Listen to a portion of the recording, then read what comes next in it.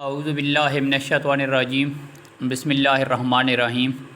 अस्सलामु अलैकुम दोस्तों, मैं आप सबको अपने यूट्यूब चैनल पे एक नए वीडियो के साथ खुशामदीद कहता हूँ।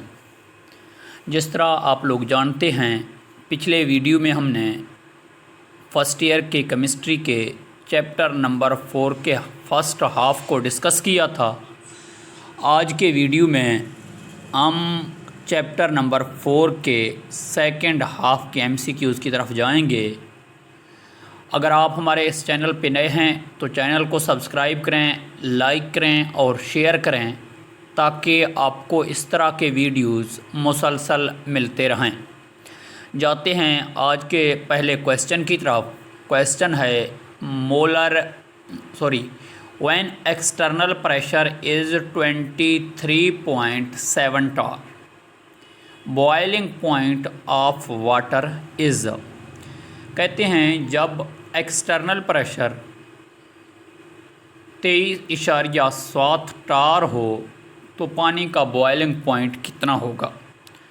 पानी का बॉइलिंग पॉइंट उस वक़्त 25 डिग्री सेंटीग्रेड होगा। Option A 100 degree centigrade, option B 200 degree centigrade, option C 98 degree centigrade and option D 25 degree centigrade. इसका करेक्ट ऑप्शन 25 डिग्री सेंटीग्रेड है, option D.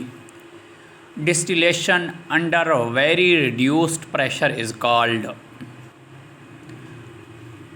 Option A fractional distillation, option B distillation, option C vacuum destructive distillation, option D destructive distillation. इसका correct option है vacuum destructive distillation. Vacuum destructive distillation correct option है, यानी जब distillation reduce pressure के साथ किया जा रहा हो, वेरी रिड्यूस प्रेशर के साथ, तब वो वैक्यूम डिस्ट्रक्टिव डिस्टिलेशन कहलाता है। ऑप्शन सी इसका करेक्ट ऑप्शन है। Water may boil at 120 degree centigrade when external pressure is. पानी को 120 डिग्री सेंटीग्रेड पे बॉयल किया जाता है जब एक्सटर्नल प्रेशर होगा। आप लोग आम तो जानते हैं कि पानी का बॉइलिंग पॉइंट 100 डिग्री सेंटीग्रेड है नॉर्मल एक्सटर्नल प्रेशर पे जो स्टैंडर्ड है, लेकिन यहाँ पे अब ज़्यादा बताया जा रहा है। अगर 120 डिग्री सेंटीग्रेड पे पानी को बॉयल किया जाए तो एक्सटर्नल प्रेशर कितना होगा। Option A 760 torr, option B 100 torr, option C 1489 torr, option D 700 torr, 700 torr. यानी इसका करेक्ट ऑप्शन 1489 टार है, 1499 टार। ऑप्शन सी इसका करेक्ट ऑप्शन है। ये आप लोग जानते हैं। इसमें यहाँ पे आपको बताता चलूँ, जब पानी 100 डिग्री सेंटीग्रेड पे बॉयल हो जाता है उस वक़्त एक्सटर्नल प्रेशर आप लोग जानते हैं कितना होना चाहिए। व्हेन जो बैरूनी प्रेशर है एटीएम और टार में आप लोग प्रेशर को मुहैया कर सकते हैं, उनके यूनिट हैं 1 एटीएम या 760 टार। नेक्स्ट क्वेश्चन है अमाउंट ऑफ हीट अब्जॉर्ब्ड। हरारत की जो मिकदार जज्ब होती है कब। When 1 mole of solid melt into liquid, जब ठोस का 1 मोल पिघल के माय में तब्दील होता है। Form at its melting point is called. इसको क्या कहेंगे। Option A molar heat of sublimation, heat of vaporization, option C latent heat of fusion, option D molar heat of fusion. क्योंकि 1 मोल का जिक्र है तो मोलर लाजमी आएगा, क्योंकि पिघलने की बात कर रहे हैं, सॉलिड से लिक्विड में जा रहे हैं तो फ्यूज़ हो रहा है। तो करेक्ट ऑप्शन कौन सा है। डी है molar heat of fusion, option D. Ethanol is much more soluble in water than ethyl ethanoate. Which one of the following statement correctly account for this. Option A ethanol is polar molecule but ethyl ethanoate is non-polar. Ethanol is non-polar molecule but ethyl ethanoate is polar. Option C a hydrogen bond is formed between hydrogen atom of the OH group in ethanol and O atom of water molecule. Option C a hydrogen bond is formed between the H atom of the OH group in ethanol and hydrogen atom of the water molecule. क्योंकि यहाँ पे बात solubility की हो रही है, जहाँ पे सॉल्युबिलिटी का जिक्र आ जाए तो वहाँ पे पोलर और नॉन पोलर का जिक्र ज़रूर आ जाएगा। सॉल्युबिलिटी का एक असूल है लाइक डिज़ॉल्व लाइक, यानी पोलर सब्सटेंसेस पोलर अशिया में ही सॉल्युबल होते हैं, पोलर सॉल्वेंट्स में ही सॉल्युबल होते हैं, पोलर या आयोनिक कंपाउंड। और जो नॉन पोलर सब्सटेंसेस हैं, नॉन पोलर अशिया हैं, वो नॉन पोलर सॉल्वेंट में हल पजीर होते हैं। यहाँ पे बात हो रही है एक एथानॉल यानी इथाइल अल्कोहल की, जिसमें OH ग्रुप है। जब आप इथाइल अल्कोहल को पानी में मिलाते हैं तो इथाइल अल्कोहल में जो OH ग्रुप है वो पानी के साथ हाइड्रोजन बॉन्डिंग बनाने की सलाहियत रख सकता है।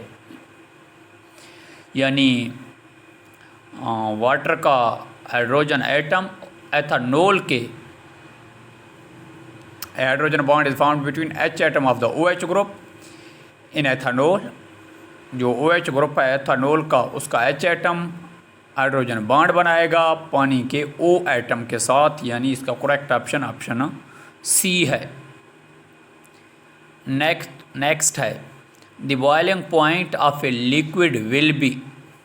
एक माए का बॉइलिंग पॉइंट होता है लोअर एट हाई एल्टीट्यूड, ज़्यादा बुलंदी पे कम, हाइयर एट हाई एल्टीट्यूड, ज़्यादा बुलंदी पे ज़्यादा, same at sea level and high altitude, समुंदर की सतह समुंदर और बुलंदी पे बिल्कुल यकसां होता है, इक्वल टू एटमॉस्फेरिक प्रेशर के बराबर होता है। इसका करेक्ट ऑप्शन ऑप्शन ए है। जितनी ज़्यादा बुलंदी पे जाएंगे बॉइलिंग पॉइंट उतना ही कम होता जाएगा, lower eight high altitude. Option A correct option है। The process in which liquid can be made to boil at low temperature is called। वो अमल जिस पे किसी माए को बॉयल किया जाता है कम टेम्परेचर पर, उससे कहते हैं vacuum distillation, destructive distillation, vacuum destructive distillation. इसका करेक्ट ऑप्शन है वैक्यूम डिस्टिलेशन। कम टेम्परेचर पे अगर किसी लिक्विड को बॉयल किया जाए तो वो अमल वैक्यूम डिस्टिलेशन कहलाता है। Next, why is the boiling point of methane greater than that of neon. Methane का बॉइलिंग पॉइंट ज़्यादा क्यों है नियान के बॉइलिंग पॉइंट से?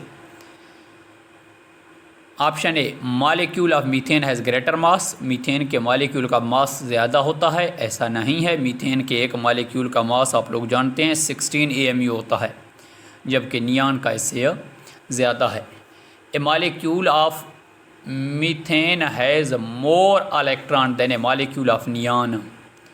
मीथेन के मॉलिक्यूल में इलेक्ट्रॉन ज़्यादा होते हैं नियान के मॉलिक्यूल से। Option C, the molecule of methane has stronger intermolecular forces than those of neon. Option D, molecule of methane is polar but that of neon is not. Boiling point पे ज़्यादा अमल दखल intermolecular forces का होता है। जितने intermolecular forces strong होंगे उतना ही boiling point ज़्यादा होगा, क्योंकि उनको ब्रेक करने के लिए एनर्जी उतनी ही ज़्यादा टेम्परेचर की ज़रूरत होती है, ज़्यादा एनर्जी की ज़रूरत होती है। तो ऑप्शन सी इसका करेक्ट ऑप्शन है।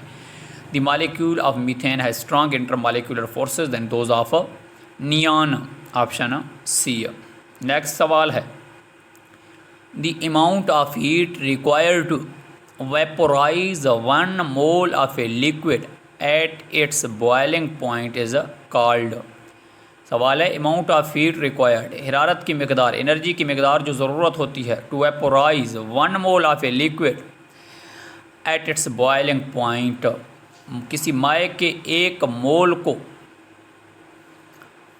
वेपोराइज करने के लिए उसके बॉइलिंग पॉइंट को कहते हैं molar heat of vaporization, molar heat of fusion, latent heat of fusion, molar heat of sublimation. इसका correct option option A, molar heat of vaporization, क्योंकि नाम से ज़ाहिर है द अमाउंट ऑफ, सवाल ख़ुद बता रहा है मेरा आंसर क्या है। The amount of heat required to vaporize, vaporize यानी वेपोराइजेशन। अगर मोल की बात आ रही है तो मोलर हीट ऑफ वेपोराइजेशन।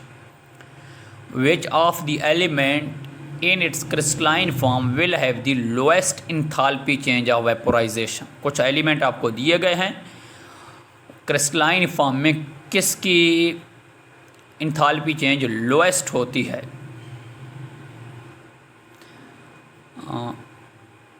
कौन lowest enthalpy change of vaporisation रखता है? एलिमेंट्स हैं मुख्तलिफ, क्लोरीन है, आर्गॉन है, फास्फोरस है, सिलिकॉन है। इसका करेक्ट ऑप्शन बी है argon. Crystal show variation in physical property depending upon the direction the property is called. Crystal मुख्तलिफ तबई खसूसियात रखते हैं, उनकी खसूसियात का इन्हासार किस चीज़ पर होता है? डिपेंडिंग अपॉन द डायरेक्शन की बुनियाद पर मुख्तलिफ तबई खसूसियात रखते हैं, उस प्रॉपर्टी को कहा जाता है isomorphism, polymorphism, anisotropy, isotropy. Correct option इनका एनेसोट्रॉपी है, क्योंकि क्रिस्टल्स की बात कर रहे हैं और डिफरेंट फिजिकल प्रॉपर्टीज़ की बात कर रहे हैं, तो आइसोट्रॉपी यानी एनेसोट्रॉपी की तरफ जाएंगे। Option C. Certain melt to a turbid liquid phase with properties of liquid as well as some degree of order like solid. Such turbid liquid are called। इंतहाई अहम और इंतहाई आसान MCQs है। इनॉर्फिस सॉलिड नहीं है, यहाँ पे लफ्ज़ इमॉर्फिस सॉलिड है, वेट्रियस सॉलिड है, क्रिस्टलाइन सॉलिड है, लिक्विड क्रिस्टलाइज। टर्बिड लिक्विड के फेज़ का जिक्र जहाँ पे आ जाए तो वहाँ पे लिक्विड क्रिस्टल की तरफ जाया जाता है। ऑप्शन डी इसका correct option, liquid crystal. Isomorphous crystal show, isomorphous crystal दिखाते हैं same chemical property, same physical property, same crystalline form, same melting point. Isomorphous crystal दिखाते हैं सेम क्रिस्टलाइन फॉर्म, उसके नाम से ज़ाहिर है एसोमॉर्फिस क्रिस्टल शो, यानी क्रिस्टल तो उसमें हैं, उनकी एसो एक जैसे को कहते हैं, यानी सेम क्रिस्टलाइन फॉर्म वो रखते हैं। Option C. Existence of an element in more than one form is known as. Simple सा डेफिनेशन है जो 9th के केमिस्ट्री और FSC के केमिस्ट्री में मौजूद है, किसी एलिमेंट का एक से ज़्यादा शक्ल में पाया जाना। Option A allotropy, option B isomorphism, option C isotropy, option D none of these. अगर कोई एलिमेंट एक से ज़्यादा शक्ल में पाया जाए तो उसको एलोट्रॉपी कहते हैं। ऑप्शन ए इसका करेक्ट ऑप्शन है। Next, crystalline form of the same substance can coexist in equilibrium with each other at its। इंतहाई सिंपल है। Option A melting point, option B transition temperature, option C boiling point, option D none of these. सवाल है crystalline form of the same substance can coexist in equilibrium with each other at its. एक definition है the temperature at which one allotrope change into other allotrope, वो temperature जिस पे एक allotrope दूसरे allotrope में तब्दील हो जाए, यानी वहाँ पे वो इक्विलिब्रियम की हालत में होते हैं उस टेम्परेचर पे, उस टेम्परेचर को ट्रांजिशन टेम्परेचर का नाम देते हैं। इसका करेक्ट ऑप्शन है ऑप्शन बी। वहाँ पे किसी शय का एक क्रिस्टलाइन फॉर्म उसी शय के दूसरे क्रिस्टलाइन फॉर्म में तब्दील हो रहा है, तो वो टेम्परेचर ट्रांजिशन टेम्परेचर कहलाता है। नेक्स्ट सवाल इसका ऑप्शन बी था। नेक्स्ट सवाल है crystal lattice of substance can be categorized by 5 type, 7 type, 6 type, none of these. Correct option 7 type है। फर्स्ट ईयर के चौथे चैप्टर में ये चारों टाइप्स मौजूद हैं, ऑक्टाहेड्रल, लीनियर वगैरह, हेक्सागोनल वगैरह सातों उनके मौजूद हैं क्रिस्टल लेटेस के। ऑप्शन बी इसका करेक्ट ऑप्शन है। नेक्स्ट क्वेश्चन है covalent solid are composed of ions, different molecule, neutral atoms, any of the above. इसका करेक्ट ऑप्शन ऑप्शन सी है, neutral atoms. Covalent compound neutral atom से मिलकर बना होता है। ऑप्शन सी इसका correct option. Carbon atom of diamond, और यहाँ पे एब्राडाइजेशन का जिक्र आ गया है, यानी डायमंड के एब्राडाइजेशन का पूछ रहे हैं। sp एब्राडाइजेशन, sp2 एब्राडाइजेशन, sp3 एब्राडाइजेशन, अनएब्राडाइज्ड। इसका करेक्ट ऑप्शन ऑप्शन सी है, sp3 एब्राडाइज्ड है। डायमंड याद रखना इंतहाई अहम MCQs है, डायमंड की एब्राडाइजेशन sp3 एब्राडाइजेशन है।